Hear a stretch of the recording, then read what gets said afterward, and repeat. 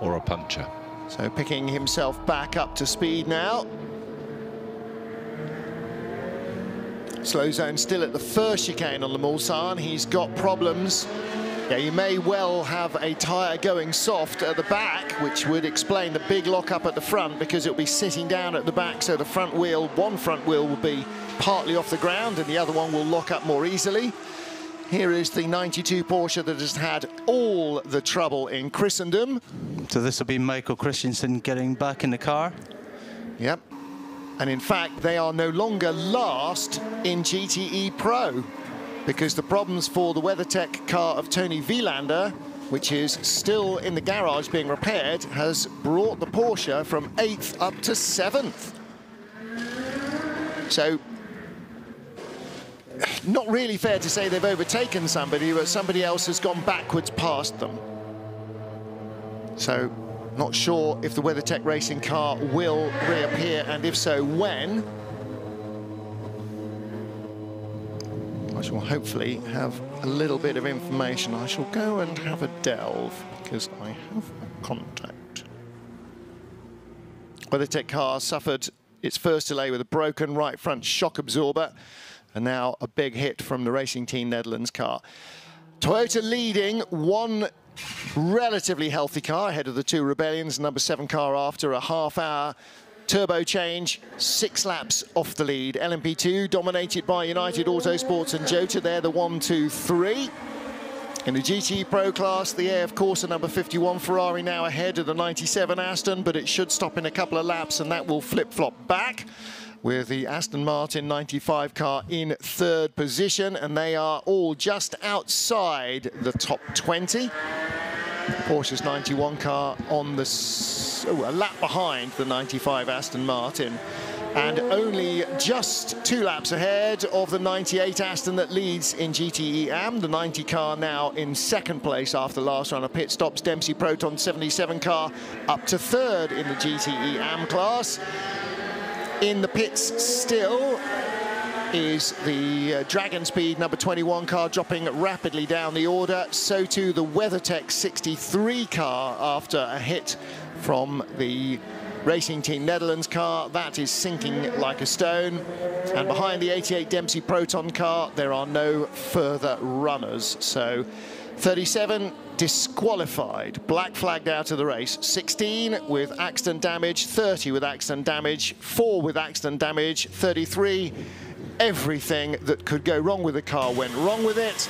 52 with accident damage, 55 with accident damage, and 11 with an unspecified transmission or drivetrain failure that left it abandoned at the side of the circuit.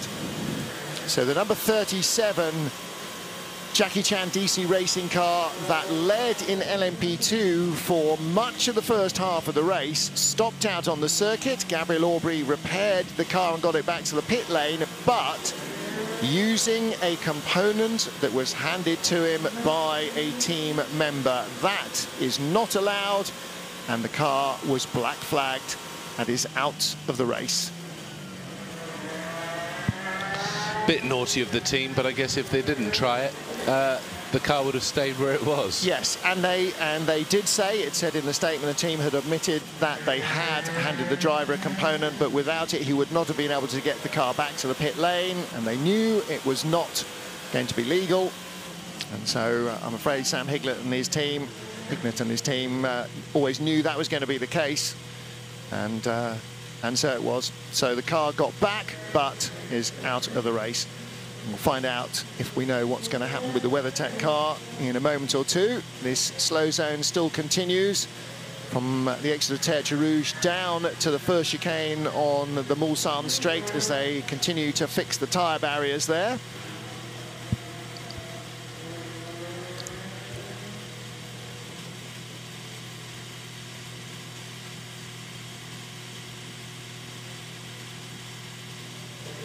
Our race leader, the number 8 Toyota, number 1 Rebellion in the pits at the moment. Norman Nato taking over that car from Gustavo Menezes. Louis Delatraz, the rookie, in 3rd place in car number 3. Delatraz already a winner at Le Mans this year, How so, I hear you ask? Did he win the 24-hour motorcycle race a couple of weeks ago? He did not. He won Virtual Le Mans, the sim race that we held in June as part of the Williams esports team that claimed the victory. So Louis Delatraz making his first real Le Mans start could end up just possibly, with a lot of luck, some freaky twists of turns and fortune, leader in, winning Le Mans twice in 1 year. Here is the LMP2 leader. Alex Brundle is in the pit lane. Philippe Albuquerque is in the pit lane. Albuquerque on his way out now in 22. So that's an undercut. Or he's on his way in now in 22. Yes, that was the wrong end of the pit lane. So it's not an undercut. He follows his teammate in. 23.8 seconds between them. Remember when they were nose to tail? How has that gap opened up? Michelin Man gives the thumbs up. And 32 trundles away. Well, his dad's been an overall race winner. Can Alex Brundle take a class win here as well? Long way away. Almost 10 hours of racing still to go. A couple of hours of darkness in that. And who knows what twists and turns may still wait in store for so many of our teams. He really did lose a lot of time over that last stint. As you say, they left the pits nose to tail and after the last stop. So Alex really putting the hammer down. And it does seem that the 32 car has had a little bit in hand in terms of pace over 22. Remember way back a few hours ago when Paul de Resta was stuck behind Phil Hansen, and then as soon as he got by, he was able to just creep away. Yeah, he pulled out a gap of about 15 seconds. So the table has turned the opposite way to a 25-second deficit now for Albuquerque over Brundle. Into the slow zone, straight out to the pit lane. It's a very long slow zone, isn't it? All the way down to the first chicane. Yeah. Yes, putting those tyres back from the Charlie Hollings incident. And there's the speed limiter. Look, it's just bouncing off the limiter at 80 kilometers an hour. Looking at his steering wheel there, you can see his tyre pressures. 1.82 on the front, 1.81 on the back. We saw earlier on Ant Davidson, he was running over 2 bar. And he was complaining like anything on the radio. Here is the Jota car, the same car that Ant Davidson was driving earlier on. It's got Antonio Felix da Costa at the wheel. And the difference between this car and the United cars in front is the tyre.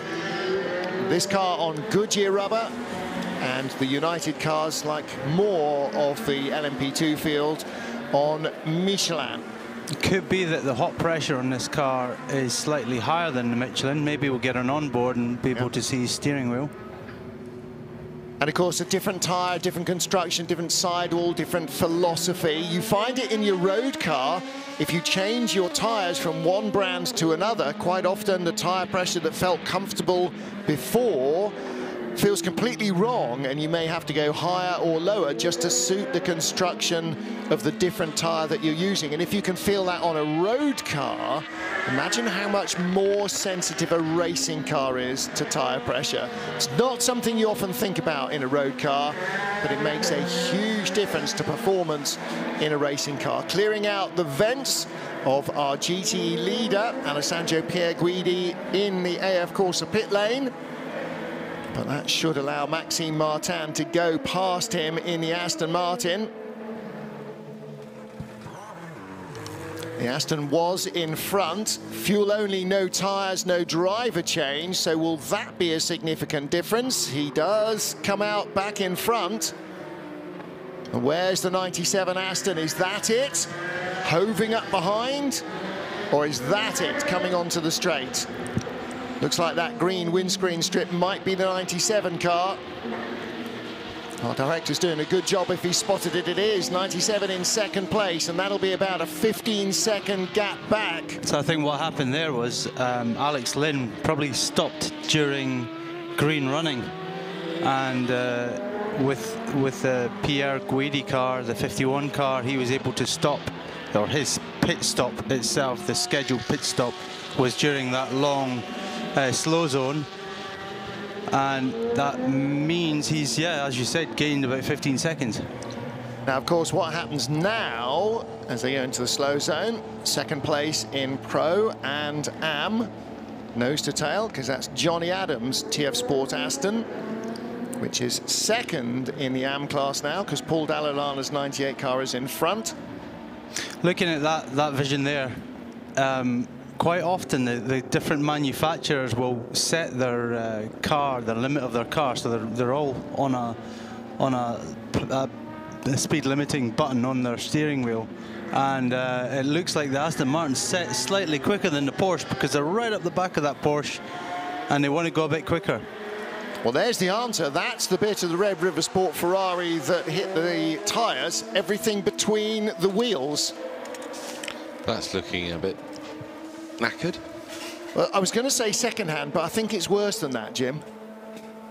Even the splitter got a bit of a whack on it. That, well, and it may not have been that incident, because this has had a couple of high-speed offs. I think this car has been more trouble than they were hoping for during the race. Not sure that any of its three drivers have had an instant free moment. Here we go. Coming down into the chicane. Is there a touch with somebody, or looking in the background? Nope. Is it? Gets it wrong under braking, spins through the gravel trap, hits two tyre stacks. Yeah. That was a solo effort, I'm afraid, from Charlie Hollings. That's pretty odd, though, because, OK, you've braked too late, but there's still ample room to slow down before the tyres normally. So that suggests to me that the car wasn't slowing down well enough, or he completely missed his braking point by 100 metres. Well, it wasn't the first time the car's been off. It had gone sideways through the gravel beforehand. So we've talked about this before. When you go through the gravel, gravel ends up in bits and places of the car, and it drops out the most inopportune moment. They can't open the door. They can't open the door. The door's been jammed shut. Right, Charlie, you're in for the rest of the race. It's bad luck if he needs a wee, isn't it? Pass him a bottle through the door there, that'll be fine. Of course, we are at the stage of the race where the GT Am cars, which runs steel brakes, unlike the prototype cars with carbon, that the pads could be pretty thin. Yep.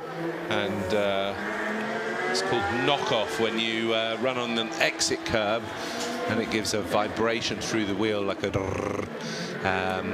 What it does is it knocks the pads away from the disc, and then the driver arrives at the next corner, hits the brake pedal, and boom, it goes to the floor.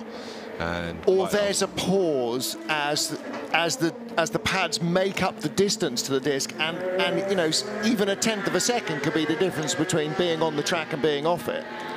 Well, you find normally if your pedal goes long and you have to push the brake pedal further down, what you actually get is only rear brakes, and that's maybe what happened.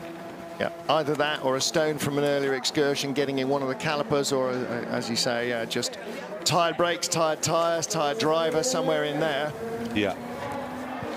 However, they are going to have a long job getting that door open. That 7 Toyota is not really making any inroads into either of the Rebellion cars. Well, it's lapping a couple of seconds a lap, or did on the last lap, quicker than its teammate. But you're right, the Rebellions are only 2 or 3 seconds a lap slower. And as I said, at that rate of catching, to make up 3 laps even to third place is a tall order. Yeah. So 3 laps at 4 minutes. I'm going to have to get the calculator out. 9 talk hours. Amongst yourselves. 9 hours 45 to go. It's going to take that long, isn't it? Yeah. It's not. They need a bit of luck, or they need to start going faster.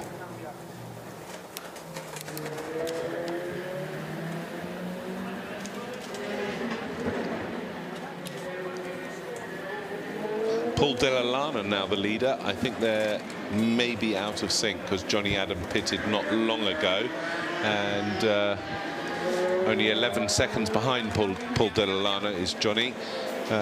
So when Paul comes in for a pit stop, that gap will swing back the other way. 1 lap lead still for the Toyota over the Rebellion. Number 1, Norman Nato in the car, Louis Delatraz in P3. A rookie, of course, doing a very good job so far. Paul's due in this lap. Johnny Adam pitted 4 laps ago, and his last stint was an 8-lap stint. So I wonder whether they chose to pit during this low zone. Yeah, possibly. Or he had a problem and they brought him back in after 8 laps.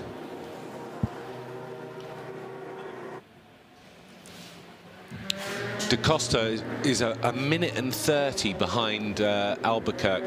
That gap is much bigger now than it was, but of course we saw Antonio Felix da Costa make a pit stop for what looked like a seatbelt issue in his car.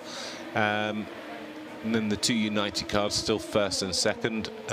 Brundle seems to have the legs on Albuquerque for some reason in this this portion of the race. Yeah, odd, because they were running so close together for quite a while.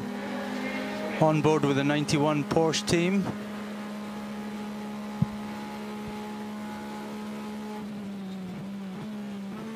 That's the car that hasn't had any issues. The other one had a power steering failure, didn't it? So Porsche Richard Leitz at the wheel of that car. Porsche not really had the pace during the race. They seemed good in qualifying. They seemed to be really up there, and then the race started and both cars gradually fell back through as Aston Martin found its feet, and of course the Ferrari leading car of Pierre Guidi. But I suspect that he... Oh, unless we've... let me just check my computer here, but did Maxime Martin stop during that slow zone? It was long enough, he might have done, because he only stopped a couple of laps before the Ferrari. Might not have worked too well for him. Drive through for 72. That is Marcus Gomez in the Hub Auto Racing car. Overtaking in a slow zone. That's going to be a drama for them, because he's about a minute in front of the Iron Dames car of Michel Gatting, and that could be a place change for 10th in the GTM class. Drive through could cost him almost all of that time, couldn't it? Minute and 8, 68 seconds. It'll be about I don't know. What do you think it is through the pit lane? There's 48 the radar. seconds. Yeah, there's the weather radar. As you can see, no rain at the moment. It's coming around. Expected at all, yeah. No, it's whiffling around south of us. Yeah, so looking back, Martin Martin, he did, Maxime Martin, he did get into the car 3 laps ago, 4 laps ago, and I think he lost out from that yellow zone because Pierre Guidi stopped during that yellow zone, which cost him less time, and vaulted back in front. So we have almost a 10-second lead now from it being the other way around. Now for Aston Martin is on fresher tyres, isn't it? Not much. No, a stint. It's on a stint fresher tyres, because Alessandro was on his first stint as Alex Lynn came to the end of his second. True, so, okay, yeah. So the Aston is on a first stint of tyre now with Maxime Martin, and the Ferrari on a second stint. And you know, as the race progresses and the track temperature changes, again we may see the balance of power swing between one and the other. Aston Martin had a 1-2 if we look stranglehold early on in the heat of the day. Maybe that balance will come back to them as the temperature changes. If I look back through the times though, so we've double stinted for the last all the way through the night.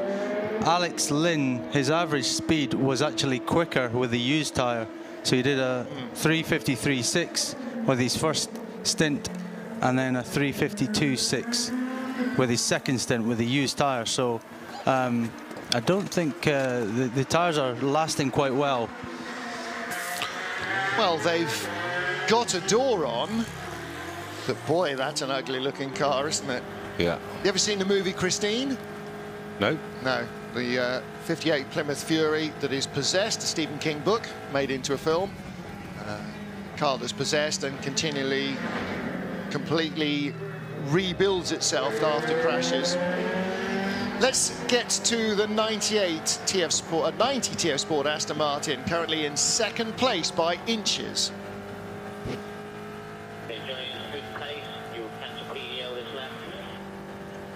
Well, PDL is the man in front, Paul Dalla. That's the 98 Aston. That was 20-odd seconds in front a stint ago, and Johnny Adam has reeled him back in. Now, this 98 car dropped back when Augusto Farfus was at the wheel, and Charlie Eastwood in the 90 car got by him and left him behind, and the same is happening again. Johnny Adam catching and looking to pass Paul Dalla. Paul's got a lot of experience of this race and this car, and is not going to be an easy pass. He might be the gentleman driver, and Johnny might be the factory pro and Le Mans winner, but it ain't an easy pass. He goes by... I'm not sure. I think there's a radio transmission will have taken place with the other car saying what's happening, that Johnny's coming, and Paul's not going to fight him too much, I would have said. Nobody won't roll over and let his belly be tickled either. He was going to make Johnny work for that, because every half a second he loses now might be the difference between winning and losing at the end of the race.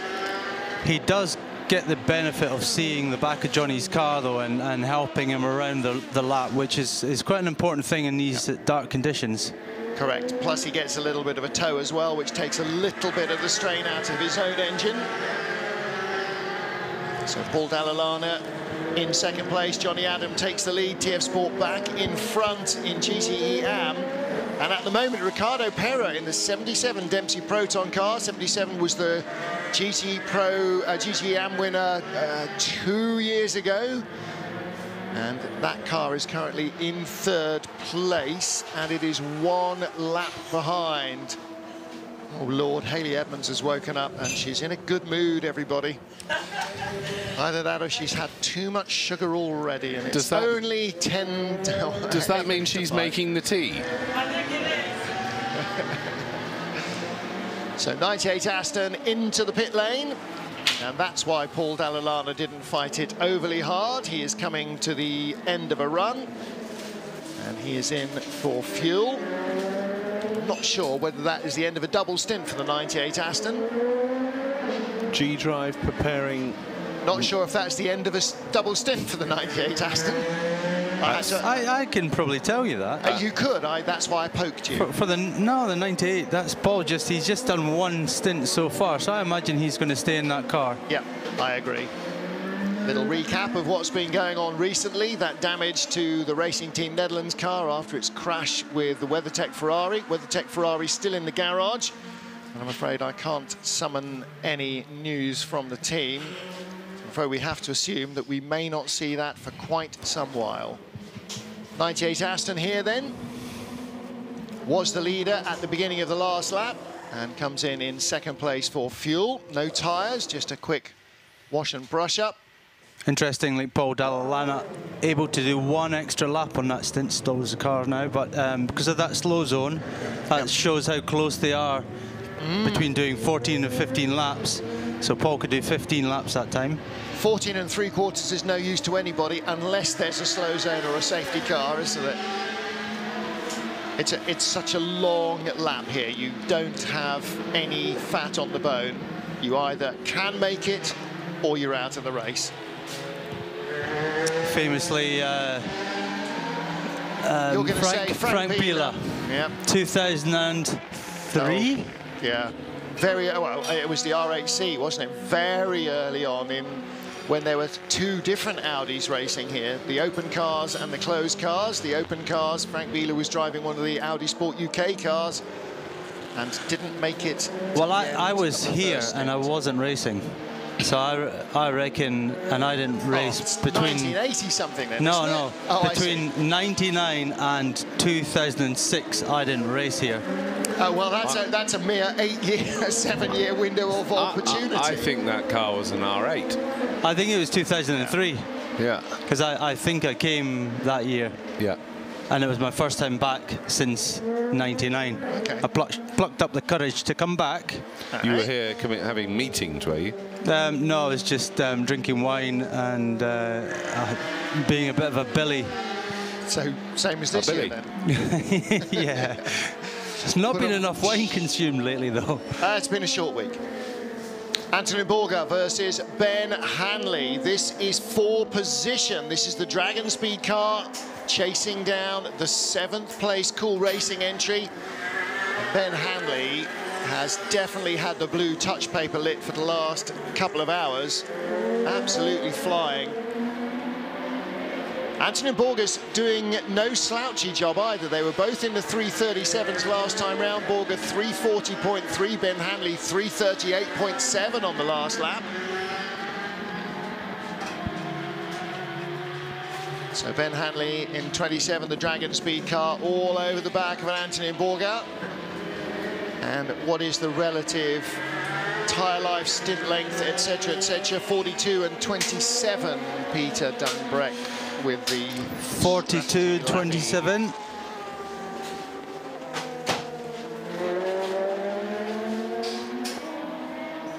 While you have a look at how long they've been in, Ben Hanley giving chase.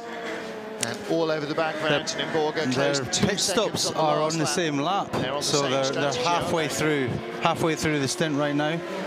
So Hanley, all over the back of Borger. Saying that though, the 27 car doesn't seem to do 10 laps very often. It's doing 10. It's doing 9, 8, 9.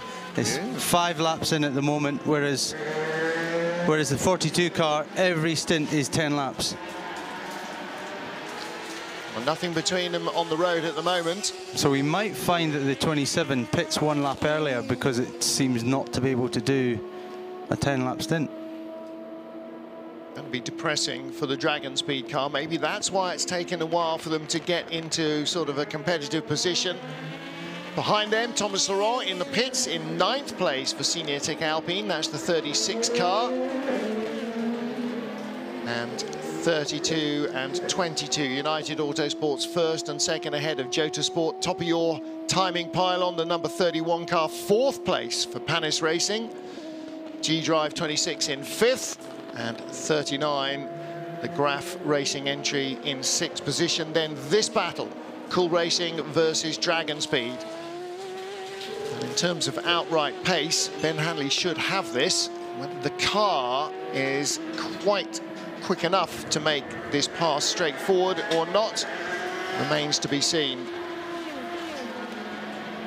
Of course, the 42 car is the car with Nicolas Lapierre in. Winner last 4 years in P2. A lot of work to do if he's going to win again from 7th place in P2. Yeah, well, he's won on his last 4 outings, but not 4 consecutive years. And there goes Ben Hanley, goes straight by on the exit of Arnage.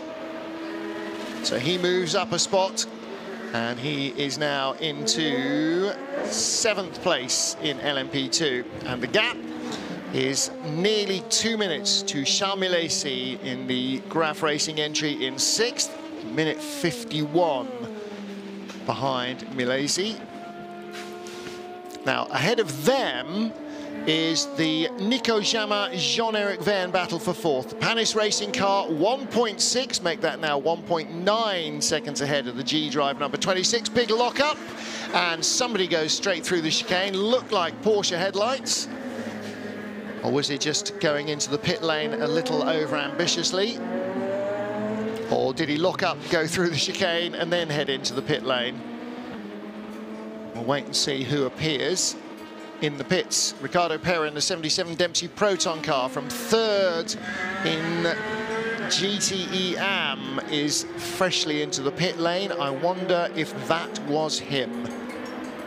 or Eurasia's Nick Foster, who is also in the pits in LMP2. Did look like a Porsche, though. If our director can jump forward a little, the Panis Racing G-Drive battle up the road from these guys, 2 minutes ahead, is just 1.6 seconds apart. And Jean-Eric Verne chasing Nico Jamin. This battle is done.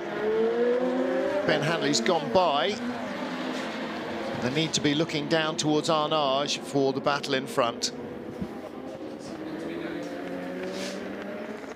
Meanwhile, just to recap, as we get to 5 AM Central European summertime, 9.5 hours remain in the Le Mans 24 hours. And your leaderboard from the top of the pile, number 8 Toyota leads. It was a lap behind when Ben Constanduros went to bed. It is now a lap in front, not of its sister car, but of the number 1 Rebellion. Norman Nato is in second. Louis Delatraz is in third in the number 3 Rebellion. That is 3 laps off the lead. The Rebellion number 1 is 1 lap off the lead. 6 laps behind the leaders is the number 7 Toyota Gazoo Racing entry. Jose Maria Lopez is at the wheel. It had a 30-minute pit stop for a change of the right-hand turbocharger about an hour and a half ago. Lost the lead, and it would seem any chance perhaps even of a podium. It has, however, opened up 1 more lap over the LMP2 leader, which is 5th overall. That's Alex Brundle. There's been a swing in the balance of power. The 32 car now ahead of 22 by nearly 20 seconds. United Autosport 1-2. Jota Sport in 3rd place in LMP2, ahead of the close battle between Panis and G-Drive, with Graf in 6th position. The AF Corsa 51 Ferrari has got supremacy back over the 97 Aston Martin in the GTE Pro class, and those cars remain a lap ahead of the 3rd placed Aston Martin of Nicky Thiem. He is a lap ahead of the 91 Porsche in 4th, with AF Corsa's Miguel Molina, the 71 car, coming up the order into 5th position, as Risi Competizione slump a little down the order into 6th. The much delayed 92 Porsche is way behind, 44th overall compared to 29th of the Risi competition car. And the WeatherTech Ferrari that was clattered off the road by Nick de Vries in the Racing Team Netherlands LMP2 car is in the garage and has been for 30 minutes or so after spending nearly half an hour in the gravel trap waiting to be rescued from Arnage. And it seems that that car may not reappear. In the GT Am class, it's been an Aston Martin battle for the last 6 hours. 98 AMR and 90 TF Sport cars battling each other. Johnny Adam now ahead in the TF Sport car as it has once more regained the upper hand over the 98 car. In 3rd place, Team Project One now, ahead of AF Corsa, so the 56 car ahead of the 83 car, and 77, having just stopped, has dropped from 3rd down to 5th place. Those cars covered by about a minute as they battle for 3rd, but they are a little behind the Aston Martin duos out front. So recently we have, it seems, lost the WeatherTech 63 Ferrari. The 37 Jackie Chan DC racing car was excluded for receiving outside assistance when it stopped when Gabriel Aubry was driving it in the lead of LMP2. The number 16 G-Drive by Algarve car eventually had far too many problems to continue and has been retired. 30 Duquesne car, Tristan Gomedy, had a huge accident at the first chicane on the Mulsanne Straight, a 3-car incident involving, he reckons, the 31 car, and we know the 22 United Autosports car was there as well, so the 31 Panis car, but not sure where the incident started. It ended with the Duquesne car out of the race. Tristan Gomedy was okay, as was Bruno Spengler when the rear wheel fell off the Bicoles car. The number 4 car then dragged back to the pits and into retirement. 33 high class has been more trouble than any car has a right to be and has eventually been retired. The 52 car, Alexander West, had a big crash in the Porsche curves, writing off the AF Corsa AM entry, or that AF Corsa AM entry. Matt Griffin in the Spirit of Race Ferrari, after Duncan Cameron was tubbed off the road by a rival in an LMP2 car. It came into the pits, had substantial rebuild, went back out, and was clearly not drivable. That car was retirement, and our first retirement of the race, the Euro International number 11 LMP2 car, just rolled to a halt dead stick under Eric Maris and never made it past the Forest S's. So those are our retirements, and our one exclusion. Potentially added to the list of retirees is the WeatherTech Racing Ferrari. And for me, that is it for a few moments. And Ben Constanduras will lead you through the next few hours. And to add, unfortunately, to that retirement list, Dragon Speed 21 with a misfire that is uncurable. And therefore they have pulled the garage doors down on that car. They still have another machine, though, in the 27 machine, sitting 7th in LMP2 right now. Ben Hanley aboard that car, but what a shame to lose Juan Pablo Montoya's vehicle. And that, as they say in their tweet, we don't have many problems with the LMP2 cars, but today we've had them all. News, hot news.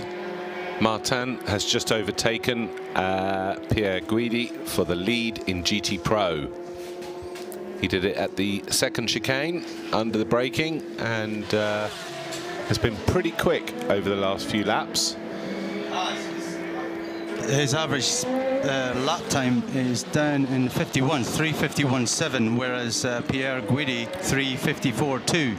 Yeah. So he's always quick in these difficult conditions, isn't he? Wet or dark, exceedingly quick driver. And you know what? That air is incredibly thick at the moment. You really can feel there's a lot of humidity in the air. The weather that we were expecting seems yet to have arrived, although some radars might suggest that in an hour's time we'll get a little bit of rain. Others are saying no rain at all, which means I need to find a hat to eat, because I was pretty sure we were going to see some kind of rain. Jamie Campbell radar, he said that it's not coming till 10 o'clock tomorrow morning. So, Well, this morning. This morning. This morning. Yes. Yeah. All right. Tomorrow, yeah, when it's light. Yeah. In about 4 hours. In about 4 yeah. hours. Yeah. He's pulling away up. He's definitely quicker, and is pulling away. The difference, of course, is that Maxime Martin is on fresher tyres. First stint on these tyres, whereas Alessandro Pierre Guidi, second stint for his tyre. You can see the best laps on screen, literally a tenth apart between the two cars. Last lap's a little bit different, nearly 2 seconds, but as Peter just explained, there is a tyre life difference between the two cars, and it's ebbing and flowing between these two as the race is going on. They're never more than 5 or 10 seconds apart, and it's actually been the battle of the race. The other battle of the race has been the two United cars, the Jota car in P3 with Antonio Felix da Costa at the wheel is now 1 minute and 32 behind. He had to make an extra pit stop for a seatbelt problem. Alex Brundle has done a stonking job in the night here. He's pulled a 17-second gap over Albuquerque, and but this is the battle to watch, really, the battle between Maxime Martin and Alessandro Pierre Guidi. Tricky one for Guidi. He's seen his lead, which was quite a few seconds, disappear, and he will have been informed on the radio that Maxime Martin was coming, and coming quickly, and now he's just watching him drive up the road. So he probably 7 laps into his stint, so he's halfway through his stint right now.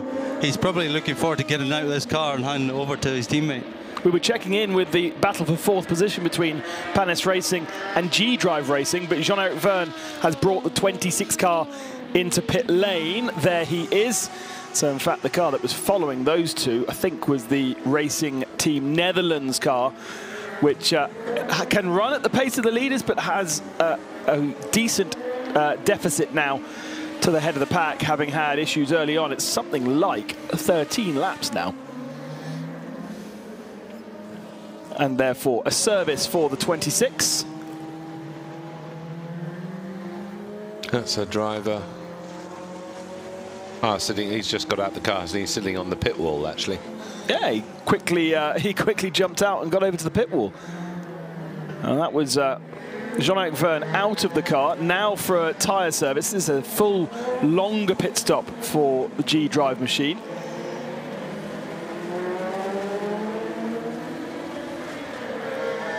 Andrea Bellicchi also in pit lane. Oh, you've got to look over your shoulder to make sure you don't pull out in front of another car. Luckily, he stalled. He stalled, yeah. Otherwise, that could have been a bit more messy. There is Bellicchi just pulling into his stall. So driver change, tyre change for G-Drive Racing. The only one left, with the Algarve car retiring out of the race. Roman Rusinov back aboard that machine and continuing to claw back the deficit that they had a few hours ago. It was Roman Rusinov who was aboard the car when it had a sensor issue that simply wouldn't allow it to do a full lap without cutting out. He did 2 laps like that rather than coming into the pits after the first lap. And after 6 minutes, they managed to change the sensor, the throttle sensor that was stopping them from continuing at full power. Fixed back out on circuit, and since then has just been trying to get back onto terms with our leading cars. But still a lap deficit between the front 3 and then 4th placed Panis Racing. And that was really down to the safety cars that we had, 4 or 5 hours ago. Second position for this car, number 1. Rebellion Racing now heading back out the circuit. Pachito Lopez bringing the 7 into pits as Norman Nato exits pit lane.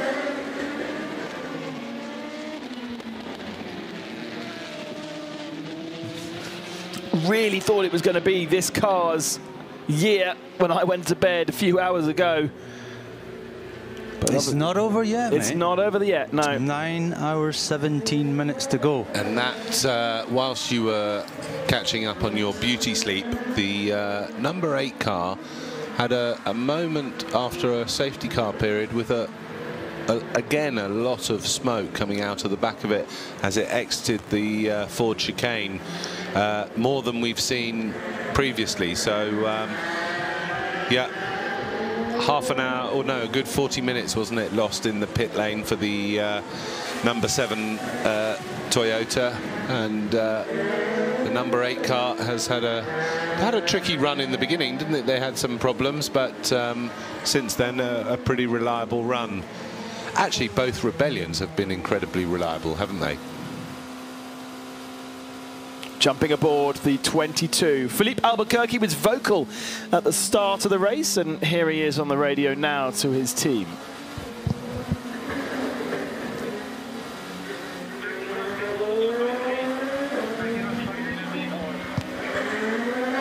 Something in my face, I can't something anymore. Something loose at my feet. Loose at my feet? Yep.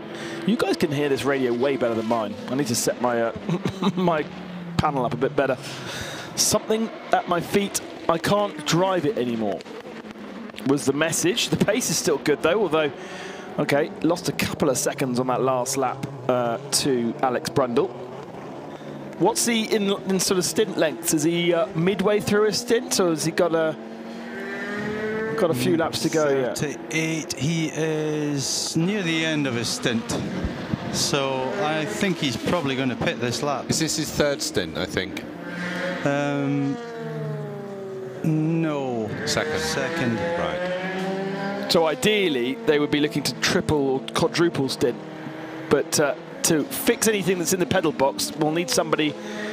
Of course, this is the car, isn't it, that made an unscheduled. He did 1 lap. He got in the car, did 1 lap,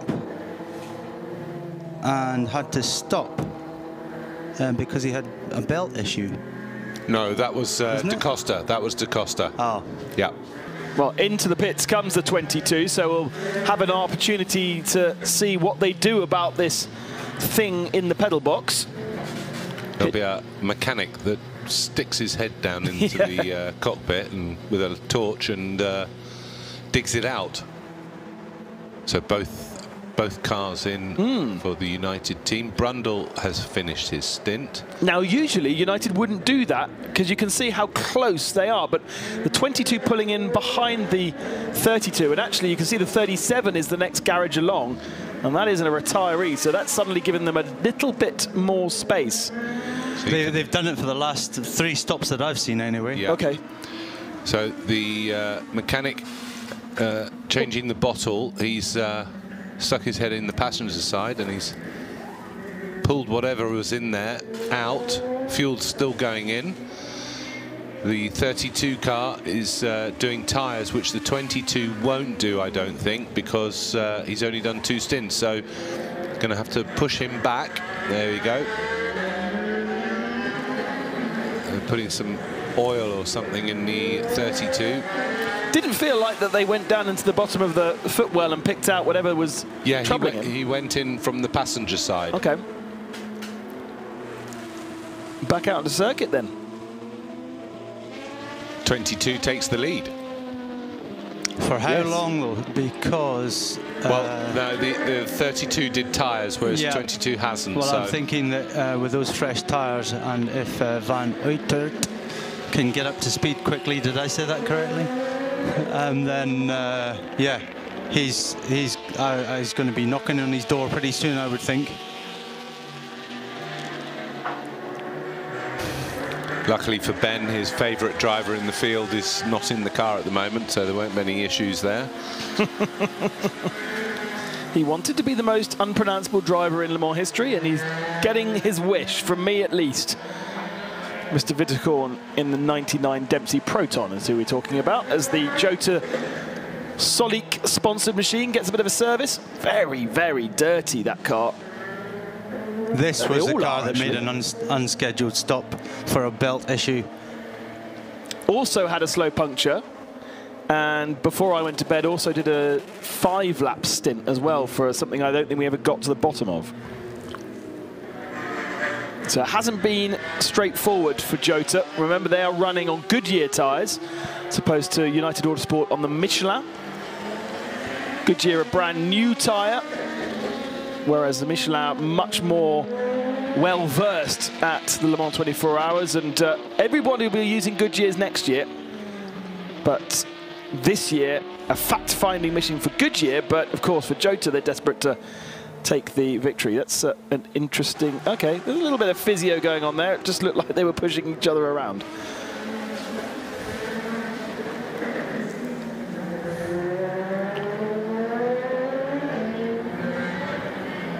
Tired mechanics. Yeah, remember, these boys don't get a chance to do a 3 or 4 hour stint off. They have to be up every, effectively, 40 minutes for a pit stop to an hour if you're a GT car. They don't get the chance for a couple of hours off, like we do in the commentary box, or the drivers do as well. Very bright in this car, isn't it? It's very blue. Yeah. Now, as McNish was explaining, this is night light, so it doesn't affect your eyes as a normal, traditional light would. I just don't really know why you need all that light. It's so that you can see things. The buttons.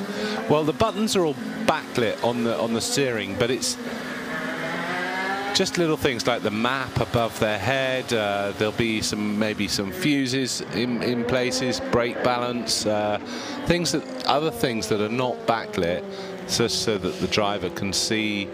It looks brighter, I think, on the screen. It is a blue light. And people that know about blue light glasses, it doesn't affect your eyesight and doesn't give you that tiredness. And it is behind their eyes. It's not in front of them. You know, it's behind their helmet, lighting up the dash.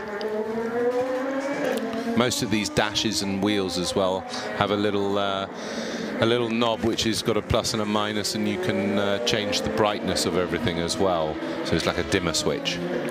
Here we go then. United versus United for the lead in LMP2 at this moment in time. New tyres versus old tyres.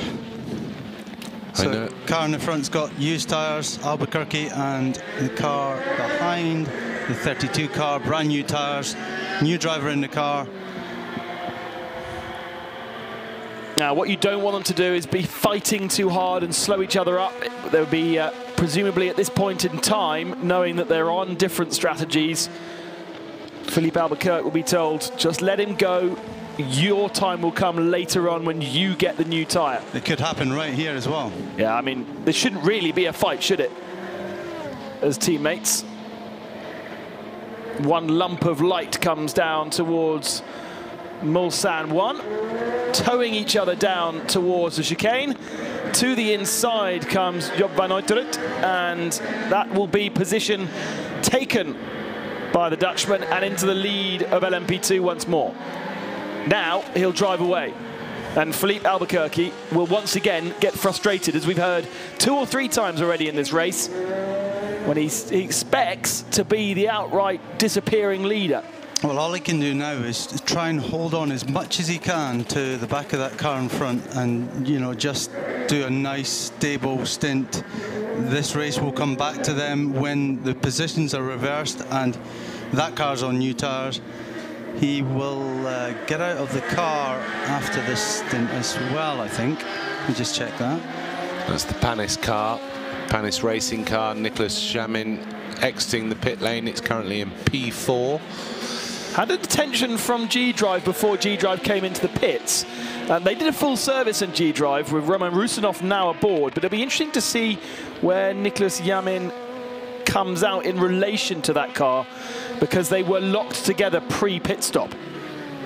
Now, there is the G-Drive. That's behind, isn't it? There's certainly one camera shot behind, if not 2 or 3. 31 is, he's just exiting Tete Rouge, and the G-Drive car is this car coming down into the S's. Yeah, so 20 seconds is the gap. A longer pit stop from G-Drive Racing because of full service. That was about 11 seconds longer. And Nicolas Jamin has been able to retain the lead and give a healthy advantage to himself for the moment. See how Roman Rusinov's pace is in that car, on new tyres, of course, on this particular stint.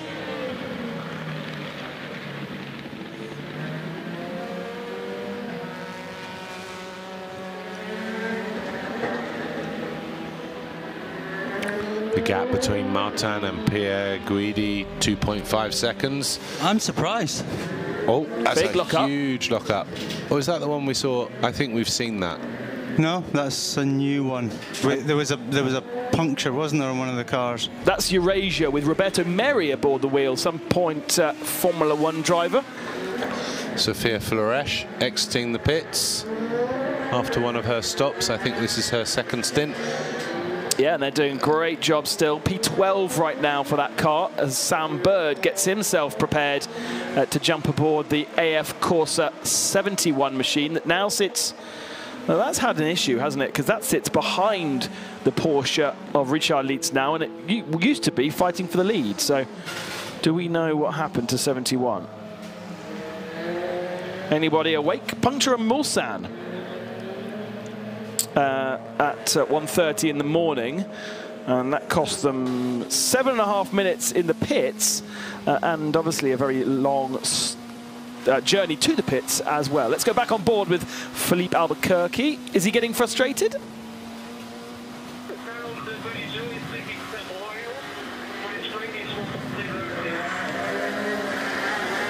There we go. So being informed that the 32 has new tyres, and let him go, don't fight him. He was saying he has oil, and you can see it on his screen. Yeah. It's spraying out oil all over his screen.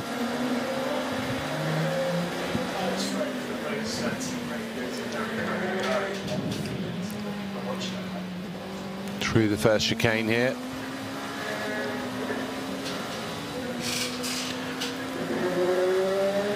It looks like rain. It's really horrible, isn't it? And you know, the last thing he wants to do is put his wiper on, so he's just got to drive the car like that for pretty much a full stint. So he, as I said before, he is in his last stint in that car, his 4th stint, His tyres are now pretty old, and now he has a windscreen full of oil, so he will be quite keen to get out at the end of this. Yeah, wow. Triple stint in the depth of night. Quad stint? I think so, yeah. And the tyres are doing doubles? At least doubles, if not. Yeah, I guess they are doing doubles. We did see earlier on the race triple stints, didn't we, from some of the LMP2 tyres? But they might be doing quadruples now. With the cooler. I think it's the GT cars that aren't allowed to. Yeah. They have to only do doubles with the tyres, and therefore, normally you would get the GT drivers doing at least 3 stints in the night, but they're all only doing 2 because they have to change tyres. Whereas these guys can do 4, and therefore they get a longer rest when they get out of the car.